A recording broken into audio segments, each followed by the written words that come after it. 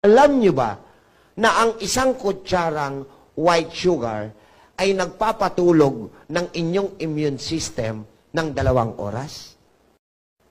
So pag kumain ka ng isang kutsara na white sugar, ngayon, yung immune system mo pansamantalang makakatulog. At habang tulog siya, kung may papasok na sakit, wala ka na ngayong depensa. Tama! Kaya imbis na white sugar, we are suggesting and recommending you to eat the healthiest is still the muscovado. Wow. Kung namamahalan kayo sa muscovado, pwede na yung segunda. Kung namamahalan kayo sa segunda, meron pa tayong tinatawag na tresera. Kung hindi mo kaya yung tresera, wala kang kwarta.